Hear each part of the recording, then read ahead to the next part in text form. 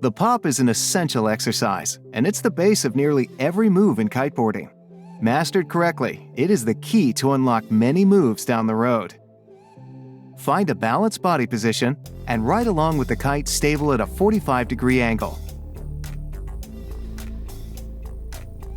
Put your hands close to the center of the bar.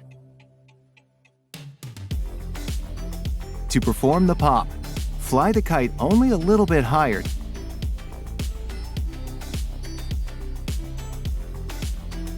Carve the board hard against the wind, driving force down through the heel side edge. Keep the bar in its initial position, for you want to pop without the kite pulling you out of the water. Now pop the board out of the water by stamping down on your back foot and pulling up on your front foot.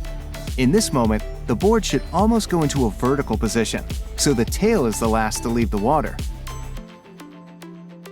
Release the edge of your board and jump actively towards the wind.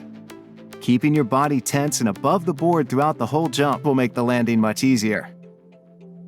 Land on a slight downwind course and the kite stable on its position. Absorb the impact by bending your knees. Depending on how much force and body tension you put into your board's edge determines how powerful your pop will be.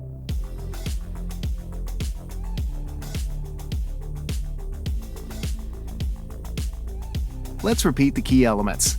Fly the kite at a 45-degree angle. Slightly move the kite up and carve up wind to generate line tension. Release the edge of the board and pop. Maintain your body tension in the air.